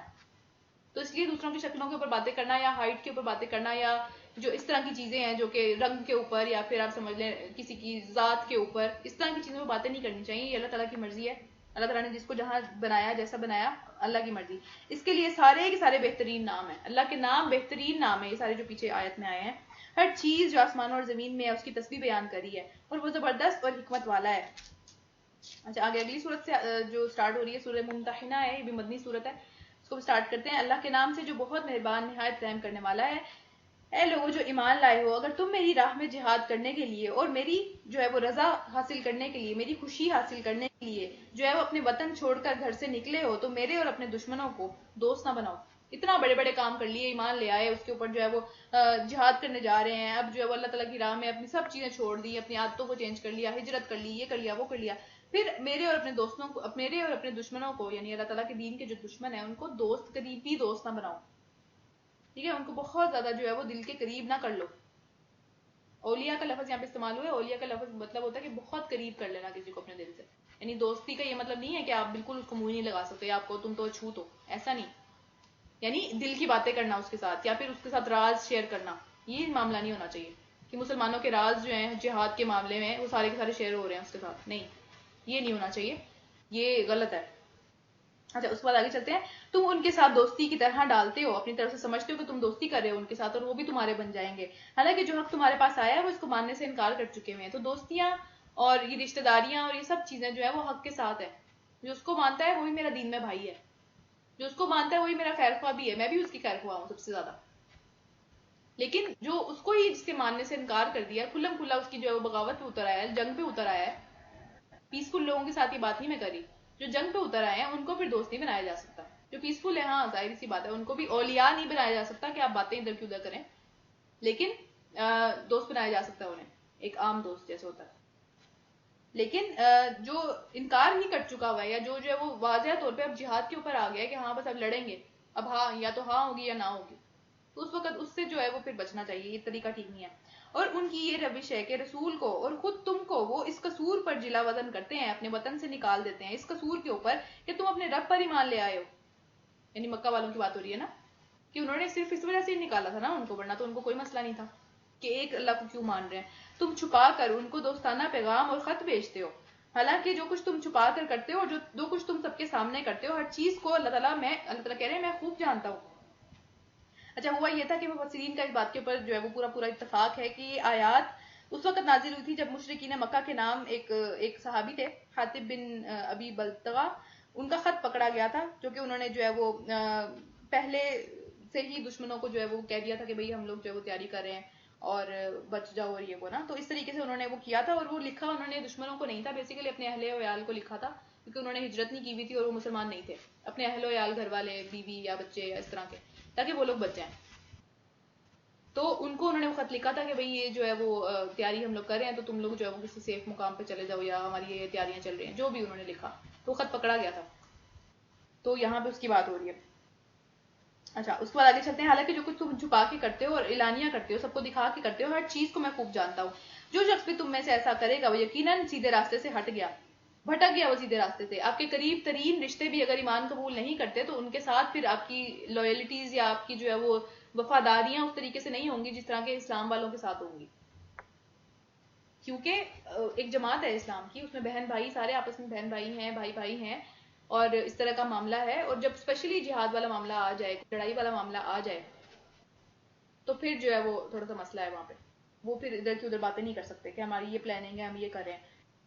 جو شخص بھی تم میں سے ایسا کرے گا وہ سیدھی راہ سے بھٹک گیا. ان کا تو رویہ یہ ہے کہ اگر تم پر قابو پا جائیں، یعنی پھر وہ کسی بھی قسم کا لحاظ نہیں رکھیں گے، وہ تمہارے ساتھ دشمنی کریں گے اور ہاتھ اور زبان سے تمہیں تکلیف دیں گے، جتنی چاہیں گے، جتنا ان کا دل کرے گا اتنی تکلیف دیں گے. وہ تو یہ چاہتے ہیں کہ تم بھی کسی طرح کافر ہو جاؤ. قیامت کے دن تمہاری یہ رشتہ داریاں کسی کام نہیں آئیں گی، نہ ہی تمہاری اولاد، جن کو بچانے کے لیے آج یہ کر رہے ہو. اس روز اللہ تمہارے درمیان میں جدائی ڈال دے گا، اللہ کی طرف سے جدائی آ جائے گی، وہ رشتے ناطے سارا کچھ ٹوٹ جائے گا. وہاں پہ صرف وہی لوگ ساتھ کھڑے ہوئے ہوں گے جو کہ نیک تھے، وہی اولاد ساتھ کھڑی ہوگی جو کہ نیک اولاد تھی، ورنہ یہیں تک تعلق ہے، صرف یہیں پہ ختم ہے وہ تعلق. پھر اس کے بعد جدائی ڈال دے گا اللہ تعالیٰ، اور وہی تمہارے نامہ اعمال کا دیکھنے والا ہے کہ تم کیا کر کے آئے ہو، پیچھے ہوا کیا ہے اس سارے کے سارے معاملے میں نا. اچھا تم لوگوں کے لیے ابراہیم علیہ السلام اور اس کے ساتھیوں میں ایک بہت اچھی مثال ہے. اس کو دیکھو کہ وہاں کیا ہوا تھا. انہوں نے اپنی قوم سے صاف صاف کہہ دیا کہ ہم تم میں سے اور تمہارے ان معبود سے جن کو تم اللہ کو چھوڑ کر پوچھتے ہو قطعی بیزار ہیں، ہم نہیں مانتے انہیں، ہمارا ان سے کوئی تعلق ہی نہیں ہے. ہم نے تم سے کفر کیا، یعنی تم سے نہیں، مطلب تمہارے دین سے جو تم کر رہے ہو اس سے ہم نے کفر کیا، اور تم ہمارے اور تمہارے درمیان ہمیشہ کے لیے ایک عداوت ہو گئی ہے، ہمیشہ کے لیے ایک دشمنی سی ہو گئی ہے اس معاملے میں کہ ہم نہ تمہاری بات مانیں گے نہ تم ہماری مان رہے ہو. تو اس بارے میں ہمارے اوپر جو ہے وہ ایک ڈس اگریمنٹ ہو گیا آپس میں کہ اس بات پہ ہم کبھی بھی نہیں مانیں گے ایک دوسرے کی بات. پھر اور بیر پڑ گیا جب تک کہ تم اللہ واحد کے اوپر ایمان نہیں لاؤ گے. یعنی پھر دوستیاں نہیں کرنی ان لوگوں سے، ان کو دلی حالات اور جو سارے اپنے قوم کے حالات ہیں وہ نہیں بتانے جا کے، چاہے وہ کتنے ہی قریبی لوگ ہوں. حضرت ابراہیم کے تو والد تھے، وہ ان کے گھر والے تھے سارے کے سارے، تو ان کے ساتھ بھی ایسا معاملہ نہیں کرنا. مگر ابراہیم علیہ السلام کا اپنے باپ کے ساتھ یہ کہنا اس بات سے الگ ہے کہ میں آپ کے لیے مغفرت کی دعا ضرور کروں گا، اور اللہ آپ کے لیے جو کچھ کرنا، اللہ تعالیٰ آپ کو جو کچھ دینا چاہتے ہیں یا آپ کے لیے جو کچھ اللہ تعالیٰ نے پلان کیا ہوا ہے وہ میرے بس میں نہیں ہے. میں اپنی مرضی سے کسی کو نہ ہدایت دے سکتا ہوں، نہ کسی کو جنت میں داخل کر سکتا ہوں، نہ ہی کسی کو جہنم میں داخل کر سکتا ہوں. تو میں صرف آپ کے لیے دعا ہی کر سکتا ہوں. تو پھر کیا ہوا، ابراہیم اور اصحاب ابراہیم کی یہ دعا تھی کہ اے ہمارے رب، تیرے ہی اوپر ہم نے بھروسہ کیا اور تیری ہی طرف ہم نے رجوع کر لیا، اور تیرے ہی حضور ہمیں پلٹنا ہے. اے ہمارے رب، ہمیں کافروں کے لیے فتنہ نہ بنا کہ وہ ہم پہ ہنسیں، ہمارا مذاق اڑائیں، ہمارے بارے میں جو ہے الٹی الٹی باتیں کریں، ہم ایسی حرکتیں کریں کہ وہ ہم پہ ہنسیں، ہمارے خلاف جو ہے وہ جنگ مسلط کریں ہمارے اوپر. یا ہمارے لیے کوئی اس طرح کی پریشانی کا باعث بنے. یہ سب چیزیں فتنہ ہے. تو یہ ان کی دعا تھی، بہت ہی خوبصورت دعا تھی. اور اے ہمارے رب ہمارے قصوروں کو معاف فرما دے، ہم سے درگزر فرما، بے شک تو ہی بہت رحم، بہت زیادہ زبردست اور دانا ہے، ہر چیز کو جاننے والا ہے. انہی لوگوں کے طرز عمل میں تمہارے لیے، ہر اس شخص کے لیے اچھا نمونہ ہے، اچھی مثال ہے ہر اس شخص کے لیے جو اللہ اور اس کے آخرت کے دن کا امیدوار ہو، جس کو پتا ہو وہ دن آنے والا ہے. تو ایسے لوگوں کو اس کو فالو کرنا چاہیے. دوستیاں، محبتیں، لوئلٹیز جو ہے وہ ایمان کی بنیاد پہ ہیں. وہ اس بنیاد پہ نہیں ہے کہ بھئی یہ میرا جو ہے وہ میں اس کے جسم سے پیدا ہوا ہوں تو یہ میری ماں ہے یا میرا باپ ہے. اگر اس نے اسلام قبول نہیں کیا تو پھر یہاں کی باتیں وہاں نہیں جائیں گی، پھر ان کے ساتھ کوئی لائلٹیز نہیں ہوں گی. ہاں، احسان کا رشتہ، اچھا رشتہ جو ہے وہ تو لازمی کرنا پڑے گا. وہ تو ماں باپ ہے، ماں باپ کا حق تو رہے گا، وہ تو کوئی اس میں تو کوئی شک ہی نہیں ہے. اچھا، اس کے بعد آگے چلتے ہیں. اس سے کوئی بھی اگر ادھر ادھر گیا، اس نے کہ یہ بات نہیں مانی، یہ طریقہ نہیں اختیار کیا، تو اللہ بے نیاز ہے، اللہ کو ضرورت ہے اس کی. وہ جو مرضی حرکتیں کر لے، اینڈ پہ جو ہونا ہے وہ تو اللہ تعالیٰ نے پہلے ہی ڈیسائیڈ کیا ہوا.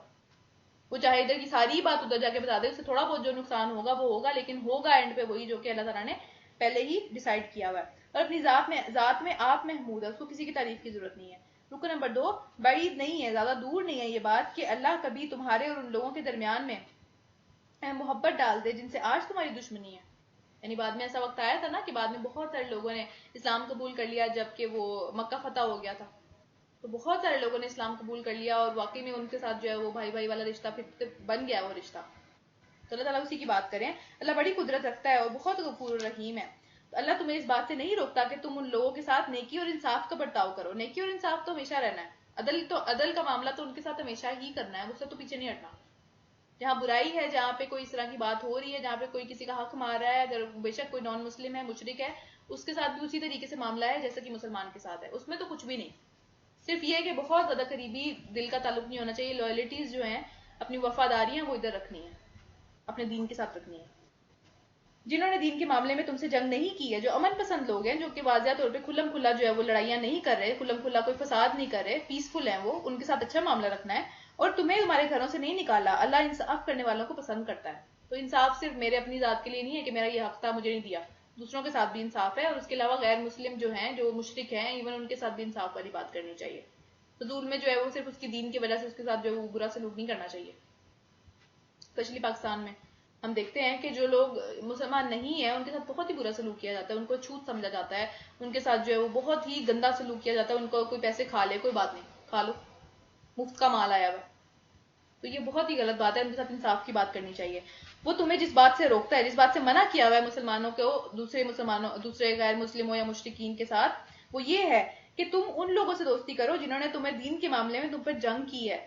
واضح طور پہ وہ تمہیں کہہ رہے ہیں ہم تمہیں مارنے کے لیے تیار ہیں صرف تمہارے دین کی وجہ سے، اور وہاں جا کے تم دوستیاں کر رہے ہو، وہاں جا کے تم یہاں کی باتیں وہاں کر رہے ہو، وہاں جا کے تم یہاں کے اندرونی راز ان کو بتا رہے ہو کہ ہماری یہ اسٹریٹجی ہے، ہم اس طرح سے آ رہے ہیں، فلاں ٹائم پہ ہم یہ کریں گے. تو یہ چیزیں ٹھیک نہیں ہیں، اس سے اللہ تعالیٰ نے روکا ہے ہمیں. اور تمہیں انہوں نے تمہارے گھروں سے نکالا ہے، اور تمہارے جو یا پھر جس نے نہیں بھی نکالا چاہے اس نے مدد ہی کی ہے، یعنی اس کا بھی پوائنٹ آف ویو یہی ہے کہ ان کو نکال دینا چاہیے. تو اس سے لوگوں کے ساتھ پھر دوستیاں نہیں کرنی. ان میں سے جو لوگ دوستی کریں گے انہوں نے ظلم کیا، پھر یہ غلط ہے. اپنی وفاداریاں دین کے ساتھ رکھنی ہے. اے لوگوں جو ایمان لائے ہو، جب مومن عورتیں ہجرت کر کے تمہارے پاس آئیں تو ان کے مومن ہونے کی جانچ پڑتال کر لیا کرو. ان کے ایمان کی حقیقت تو اللہ ہی بہتر جانتا ہے، لیکن تمہیں پھر بھی دیکھ لینا چاہیے کہ ان کے دل میں واقعی ایمان ہے یا نہیں، واقعی وہ جو ہے ایمان والیاں ہیں یا پھر کوئی ایک سازش کے طور پہ ادھر سے بھیجی جا رہی. اب یہ سورت جو ہے وہ نازل ہوئی ہے صلح حدیبیہ کے بعد. ہم نے سورہ فتح پڑھی تھی نا، تو اس میں ہم نے پڑھا تھا کہ اللہ تعالیٰ نے کہا کہ یہ تو بہت بڑی فتح ہو گئی جو صلح حدیبیہ ہو گئی تھی. مشرکین اور مومنوں کے درمیان میں، مکہ کے مشرکین جو شرک کرتے تھے اور مدینہ کے مسلمان جو کہ ہجرت کر کے آ چکے ہوئے تھے، ان کے درمیان میں ایک کانٹریکٹ ہو گیا تھا، ایک پرومس ہو گیا تھا آپس میں کہ بھئی ہم آپس میں ایک دوسرے کو اب نہیں ماریں گے. پیس انہوں نے کر لیا تھا آپس میں کہ اب ہم لڑیں گے نہیں آپس میں. تو اس کے بعد اس سارے کانٹریکٹ کے اندر جو ایک شرط تھی وہ یہ تھی کہ جب بھی کوئی مسلمان مرد وہاں سے آئے گا مکہ سے اسلام قبول کرنے کے بعد تمہارے پاس پناہ لینے کے لیے کہ بھئی مجھے وہاں پہ بہت زیادہ لوگ مار رہے ہیں، بہت زیادہ وہاں پہ جو ہے وہ میرے پہ سختی کر رہے ہیں کہ واپس آ جاؤ یا اس طرح سے، تو اس کو جو ہے وہ تمہیں واپس کرنا پڑے گا. مکہ والوں نے یہ شرط رکھی تھی کہ ہمارا کوئی بھی بندہ اگر تمہارے پاس آئے گا بھاگ کے، مرد اگر تمہارے پاس کوئی بھاگ کے آئے گا تو تمہیں اسے واپس کرنا پڑے گا. تم اسے اپنے پاس نہیں رکھ سکتے چاہے وہ مسلمان بھی ہو. تو یہ بات جو ہے وہ صحابہ کو اچھی نہیں لگی تھی کہ بھئی وہ مسلمان ہے، تم نے اس کا کیا کرنا ہے، تم تو اسے مار دو گے. اس بات پہ وہ مسلمان ہو گیا، لیکن نبی صلی اللہ علیہ وسلم نے یہ بات مان لی تھی. میں آپ کو بتایا تھا نا کہ بہت ساری چیزیں اس طرح کی تھیں جو کہ صحابہ کو پسند نہیں آ رہی تھی اس کانٹریکٹ میں، ان میں سے ایک یہ بھی تھی. لیکن اب عورتوں کی بات آ گئی، عورتیں آنا شروع ہو گئی وہاں سے. تو پھر یہ ڈیسائیڈ کیا کہ وہاں پہ تو جو کانٹریکٹ ہے اس میں تو رجلن لکھا ہوا ہے، مرد کا نام لکھا ہوا ہے کہ مرد آئیں گے تو واپس نہیں کرنا، عورتوں کے بارے میں تو کوئی بات ہی نہیں ہے. تو پھر عورتیں واپس نہیں کریں. اللہ تعالیٰ نے یہاں پہ بتایا کہ جو عورتیں آئیں گی اس طرح کی، ان کو تم جانچ پڑتال کر لو کہ واقعی وہ کوئی جاسوسی کرنے کے مقصد سے تو نہیں آ رہی، وہ واقعی اس طریقے سے آ رہی ہے کہ وہ اسلام قبول کر چکی ہوئی ہیں، پھر تم انہیں اپنے پاس ہی رکھو، کیونکہ کانٹریکٹ میں کہیں پہ بھی عورتوں کا نام نہیں لکھا ہوا.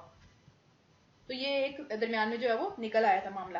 اور ان کے ایمان کی حقیقت تو اللہ ہی بہتر جانتا ہے. پھر جب تمہیں معلوم ہو جائے کہ مومن ہے تو پھر انہیں کفار کے پاس واپس نہ بھیجو، اپنے پاس ہی رکھو، پھر انہیں ایک سیف جگہ پہ رکھو اور ان کا جو ہے وہ معاملہ ڈیفرنٹ کرو. نہ وہ کفار کے لیے حلال ہیں اور نہ کافر ان کے لیے حلال ہیں. ظاہر سی بات ہے جب کوئی بندہ اسلام قبول کر لیتا ہے تو پھر وہ مشرک کے ساتھ نہیں رہ سکتا. اگر اس کی بیوی نے اسلام قبول کر لیا ہے اور وہ دوسرا بندہ جو ہے وہ اللہ کے علاوہ کسی کو پوجتا ہے یا شریک کرتا ہے اللہ کے ساتھ، تو پھر ان دونوں میں جدائی ہو جاتی ہے. وہ جو ان کا جو بھی میرج کا کانٹریکٹ تھا، جو بھی جس بھی طریقے سے ان کی شادی ہوئی تھی، وہ چیز ختم ہو جاتی ہے. وہ حلال نہیں رہتے ایک دوسرے کے لیے، ان کا جسمانی فائدہ ایک دوسرے سے اٹھانا حلال نہیں رہتا. میں اہل کتاب کی بات نہیں کری. اہل کتاب کون ہے؟ جوز اور کرسچنز، ان کی میں بات نہیں کری، میں مشرکین کی بات کر رہی ہوں. مشرکین جو ہے وہ حلال نہیں رہتے ان کے لیے. ان کے شوہر، ان کے کافر شوہروں نے ان کو جو مہر دیے ہوئے ہیں وہ انہیں واپس کر دو. ان کو چاہیے کہ ہاں ٹھیک ہے، وہ کہیں کہ تم یہ میرا مہر لے لو، میری جان چھوڑو، تمہارے اور میرے درمیان معاملہ ختم ہو گیا. تم نے مجھے یہ جو ہے وہ ایک شادی پہ گفٹ دیا تھا، یا شادی کا تم نے مجھے یہ کچھ پیسے دیے تھے، یہ تم واپس لو اور میری جان چھوڑو اور جاؤ کسی اور سے کر لو. حالانکہ عام طور پہ جب شادی ہوتی ہے مسلمانوں کی آپس میں اور جب ان کی ڈائیورس ہوتی ہے تو پھر مہر واپس نہیں لیا جاتا ڈائیورس پہ. لیکن اگر عورت نے خود سے کھلا لینا ہے تو پھر وہ واپس کرتی ہے اس کو کہ یہ لو، تم یہ لے لو اور میری جان چھوڑو. تو یہاں پہ بھی وہی والا معاملہ ہے. اور ان سے نکاح کر لینے میں تم پر کوئی گناہ نہیں ہے. ہاں انہوں نے اسلام قبول کر لیا، اب تم ان سے نکاح کر سکتے ہو، جبکہ تم ان کے مہر ان کو ادا کرو گے. مہر تو لازمی دینا ہے، مہر کے بغیر تو نکاح نہیں کر سکتے. اس کو اس کا جو ویڈنگ گفٹ ہے لڑکی کا، اس کو دینا پڑے گا. اور تم خود بھی کافر عورتوں کو اپنے نکاح میں نہ روکے رکھو کہ بھئی تم کافر ہو تو تم میرے نکاح میں ہی رہو کیونکہ تمہاری میرے سے پہلے کی شادی ہوئی ہے. تم ان کو چھوڑ دو جو پیچھے رہ گئے ہیں، جو کہ مکہ میں ہیں، اب ان کو چھوڑ دو، ختم کرو رشتے کو. کیونکہ رشتے کی وجہ سے جو ہے وہ لیٹرز ادھر ادھر جا رہے ہیں، باتیں ادھر ادھر ہو رہی ہیں، جیسے ابھی پتا چلا تھا. تو پھر مہر جو تم نے اپنی کافر بیویوں کو دیے ہیں وہ تم واپس مانگ سکتے ہو اس پہ، میرے مہر واپس کر دو اور میں تمہیں آزاد کر دیتا ہوں. پھر جو مہر کافروں نے اپنی مسلمان بیویوں کو دیے تھے وہ بھی، یعنی آپس میں لین دین واپس کر لیں، جس نے جس کو جو دیا ہے وہ ختم کریں اور آپس میں ایک دوسرے سے جان چھڑوا لیں. یہ اللہ کا حکم ہے اور وہ تمہارے درمیان فیصلہ کرتا ہے. یعنی سوچیں اب یہ 7 ہجری کی بات ہے، ہجرت کے بعد 7 سال بعد یہ بات ہو رہی ہے کہ بھئی اب یہ معاملہ ختم کرو، کیونکہ یہ جو ہے نا یہ مسئلہ کر رہا ہے دین کے اندر. کافی دیر بعد پھر یہ بات آئی تھی. اور وہ سب کچھ جاننے والا اور حکمت والا ہے. اور اگر تمہاری کافر بیویوں کے مہروں میں سے تمہیں کچھ کفار سے واپس نہ ملے تو پھر تمہارے اوپر یہ نوبت آ جائے کہ جن لوگوں کی بیویاں ادھر رہ گئی تھیں ان کو تم اتنی ہی رقم دے دو اور ان کے دیے ہوئے مہروں کے برابر ہو. یعنی کہ آپ آپس میں بس معاملے ادھر ادھر کر لیں. اس کا آج جو ہے وہ کوئی بھی اس طرح سے وہ تعلق نہیں ہے بہرحال، لیکن معاملے جو ہے وہ اس طریقے سے ادھر ادھر کر لیں کہ رقم جو اگر تمہیں کوئی نہیں بھی دے رہا تو تم کسی اور سے جو ہے وہ چیز لے لو اور اس کو کہو کہ تم کسی اور کو دے دو. یعنی وہیں پہ تم کسی اور کو دے دو اور میں اس سے لے لوں گا. اس طرح کا معاملہ تم کر لو اور اس اللہ سے ڈرتے رہو گے جس کے اوپر تم ایمان لے کر آئے ہو. اے نبی صلی اللہ علیہ وسلم، جب تمہارے پاس مومن عورتیں بیعت کرنے کے لیے آئیں، بیعت کیا کرنی ہے کہ میں آپ کی پوری اطاعت کروں گی اور اللہ تعالیٰ کے اوپر میں ایمان لے کے آتی ہوں، یعنی ایمان لانے کے لیے یا اس طرح کے معاملے میں آئیں، تو پھر اس سے اس بات کا عہد لے لو کہ اللہ کے ساتھ کسی چیز کو شریک نہیں کریں گی اور چوری نہیں کریں گی اور زنا نہیں کریں گی اور اپنی اولاد کو قتل نہیں کریں گی.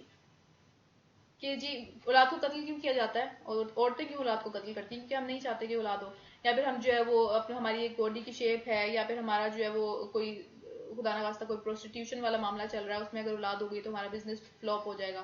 تو یہ سارے معاملے وہاں پہ بڑے کامن تھے. کوئی ایسی بات نہیں تھی کہ بہت مشکل بات ہو کوئی. یہ معاملے بڑے کامن تھے سارے. تو اس وجہ سے ان ساری باتوں کے اوپر ان کو کہا گیا کہ تم یہ اس چیز کے اوپر بیعت کرو، اس چیز کے اوپر وعدہ کرو. بیعت کیا ہوتا ہے؟ وعدہ کرنا کہ ہاں ہم یہ کام نہیں کریں گے اب آئندہ کبھی بھی. تو پھر اپنے ہاتھ پاؤں کے آگے کوئی بہتان گھڑ کے نہیں لائیں گی. یعنی کہ کوئی اس طرح کا زنا میں ملوث نہیں ہوں گی، کوئی اس طرح کے معاملے نہیں کریں گی کہ کوئی گناہ پیچھے سے چلتا ہوا آ رہا ہے.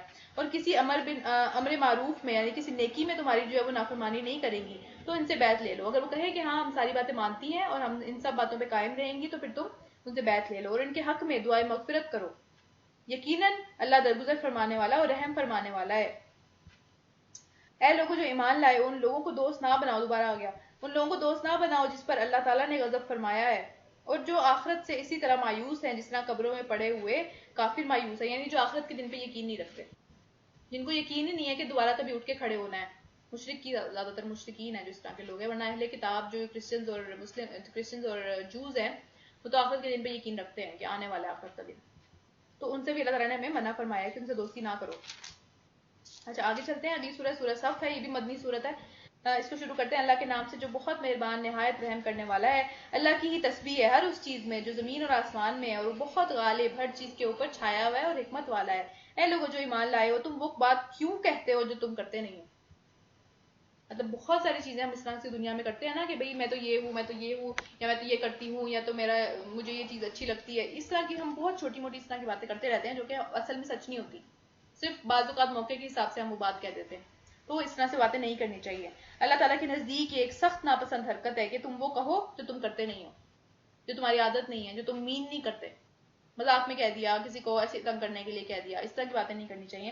اللہ کو تو وہ لوگ پسند ہیں جو کہ اس کی راہ میں اس طرح صف بستہ کھڑے ہو کر لڑتے ہیں کہ گویا ایک سیسا پلائی دیوار ہو، ہٹائی نہیں جا سکتی وہ دیوار. پھر جو کہہ دیتے ہیں وہ کر کے دکھاتے ہیں وہ پھر اس چیز کے اوپر. اور یاد کرو موسیٰ علیہ السلام کی وہ بات جو کہ اس نے اپنی قوم سے کہی تھی کہ اے میری قوم کے لوگوں تم لوگ مجھے کیوں اذیت دیتے ہو، حالانکہ تم خوب جانتے ہو کہ میں تمہاری طرف سے اللہ تعالیٰ کا بھیجا ہوا رسول ہوں. پھر جب انہوں نے ٹیڑھ اختیار کیا، یعنی ہر طریقے سے انہوں نے جو ہے وہ تنگ کرنے کی کوشش کی، کسی نہ کسی طریقے میں اس نے جو ہے وہ ایک نیا طریقہ نکالا اللہ تعالیٰ کے نبی کو تنگ کرنے کے لیے، تو اللہ تعالیٰ نے بھی ان کے دلوں کو ٹیڑھا کر دیا. پھر ان کے لیے واپسی کی کوئی راستہ نہیں چھوڑا، کسی بھی طریقے سے پھر وہ واپس نہ پلٹ سکے. اللہ تعالیٰ فاسقوں کو ہدایت نہیں دیتا، پھر ہدایت کے سارے موقع بند ہو گئے. اور یاد کرو عیسیٰ ابن مریم کی وہ بات جو اس نے کہا تھا کہ اے بنی اسرائیل میں تمہاری طرف اللہ کا بھیجا ہوا رسول ہوں، تصدیق کرنے والا ہوں اس چیز کی جو کہ تورات میں مجھ سے پہلے نازل ہوئی ہے. یعنی میں تمہاری ساری باتوں کی تصدیق کرتا ہوں کہ یہ سب چیزیں اللہ کی طرف سے آئی ہیں، اور بشارت دینے والا ہوں ایک رسول کی جو میرے بعد آئے گا اور اس کا نام احمد ہوگا. یہود کو پتا تھا ایک نبی آنے والے ہیں، عیسائیوں کو بھی پتا تھا ایک نبی آنے والے ہیں، یہاں پہ پتہ چلتا ہے ہمیں. مگر جب وہ ان کے پاس کھلی کھلی نشانیاں لے کر آیا تو انہوں نے کہا کہ یہ تو واضح طور پہ کوئی جادو ہے یا یہ دھوکہ ہے. کیونکہ حضرت عیسیٰ کے پاس سب سے بڑی بڑی جو ہے وہ ایک سمجھ لے کہ نشانیاں تھیں ان کے پاس، ان کے معجزے بہت بڑے تھے، سارے نبیوں سے بڑے معجزے ان کے پاس تھے. پھر اب بھلا اس شخص سے بڑا ظالم اور کون ہوگا جو اللہ کے اوپر جھوٹ باندھے کہ یہ تو دھوکہ ہے یا یہ اس طرح کی بات ہے، حالانکہ اسے اسلام کی دعوت دی جا رہی ہو کہ اللہ کے آگے جھک جاؤ. ایسے ظالموں کو اللہ ہدایت نہیں دیا کرتا. یہ لوگ اپنے منہ کی پھونکوں سے اللہ، یہ والی بھی آیت بڑی مشہور ہے کہ لوگ اپنے منہ کی پھونکوں سے اللہ کے نور کو بجھانا چاہتے ہیں، اور اللہ کا فیصلہ یہ ہے کہ وہ اپنے نور کو پورا پھیلا کر رہے گا، خواہ کافروں کو یہ بات کتنی ہی ناگوار گزرے. اسلام کے بارے میں یہ بات ہو رہی ہے کہ اسلام جو ہے یا ہدایت کا جو نور ہے، یا جو دنیا کے اندر ایک اللہ کے دین کا جو نور ہے، اللہ کی طرف پلٹنے کا جو نور ہے، دلوں کو جو ہے وہ واپس اللہ کی طرف لے کے آنے کا جو نور ہے، وہ مومن مطلب مومن تو نہیں، سوری، کافر جو ہے وہ چاہتے ہیں کہ اس طرح ختم ہو جائے، یہ سب چیزیں ختم ہو جائیں. آج اسلام کے خلاف جو پروپیگنڈا ہے دور سے دیکھنے میں لگتا ہے سب سے زیادہ جو ایک وائلنٹ قسم کا اور تشدد کرنے والا برا ترین مذہب جو ہے وہ اسلام ہے. تو یہ وہ ساری کی ساری پھونکیں ہیں جو کہ اپنی منہ کی پھونکیں ہیں نا، کتنی ویک ہوتی ہیں، اس سے کوئی آگ بجھتی ہے بھلا منہ کی پھونک سے جو جل چکی ہو. تو وہ ساری وہ کوششیں، یہ ساری وہ پھونکیں ہیں کہ جس سے وہ چاہتے ہیں کہ اللہ کے نور کو بجھا دیں. لیکن اللہ تعالیٰ کا کیا فیصلہ ہے کہ وہ اپنے نور کو پورا پھیلا کے رہے گا، ہر بندے تک یہ پیغام پہنچ کے رہے گا کسی نہ کسی طریقے سے. آج ہم دیکھتے ہیں کہ واقعی ایسا ہے کہ ہر بندے کے پاس ایکسیس ہے اسلام کو سیکھنے کی. کوئی بندہ یہ نہیں کہہ سکتا کہ بھئی میرے پاس پیغام نہیں پہنچا، یا میرے پاس جو ہے وہ مجھے پتہ نہیں تھا اسلام کیا ہے، کیونکہ ہر ایک کو اسلام کے بارے میں پتہ ہے. اتنا زیادہ اس کو برا، ایون اپنی پھونکوں کی وجہ سے اس کو اور بھڑکا دیا انہوں نے، کہ جب بندہ دیکھتا ہے کہ یار اتنا برا مذہب بھی کوئی ہو سکتا ہے، تو بہت سارے جو کنورٹ ہوتے ہیں، واپس آتے ہیں دین کی طرف، وہ وہی لوگ ہوتے ہیں جو کہ اس برائی کی وجہ سے اس کو پڑھتے ہیں اور پھر وہ کہتے ہیں ایسا تو کچھ بھی نہیں تھا. تو یہ پھونکیں جو ہے وہ اس کو مزید جلا رہی ہیں، اس نور کو مزید پھیلا رہی ہیں، خواہ کافروں کو یہ کتنا ہی ناگوار گزرے. وہی تو ہے جس نے اپنے رسول صلی اللہ علیہ وسلم کو ہدایت اور دین حق کے ساتھ بھیجا ہے تاکہ اسے پورے کے پورے دین پر غالب کر دے. ہر طرح کے دین کے اوپر غالب آنے والا دین جو ہے وہ دین اسلام ہے. ہر قسم کے دین کے اوپر کسی بھی لاجیکل فیکٹ سے دیکھ لیں، کسی بھی ہسٹوریکل فیکٹ سے دیکھ لیں، کسی بھی کتاب کے لحاظ سے دیکھ لیں، ہر لحاظ سے اوپر آنے والا دین جو ہے وہ دین اسلام ہے، تاکہ اس کا نبی جو ہے وہ اس کو اوپر کر دے. اور خواہ مشرکین کو یہ کتنا ہی ناگوار گزرے، انہیں تو برا ہی لگے گا، ظاہر سی بات ہے. لیکن دین کا مطلب ہوتا ہے زندگی گزارنے کا طریقہ، ہر لحاظ سے بہترین زندگی گزارنے کا طریقہ اسلام ہے، اور یہ اوپر آ کے رہنے والا ہے ان سب سے. اس کو یہیں پہ ختم کرتے ہیں، انشاءاللہ کل پڑھیں گے باقی. ربنا تقبل منا انک انت السمیع العلیم وتب علینا انک انت التواب الرحیم.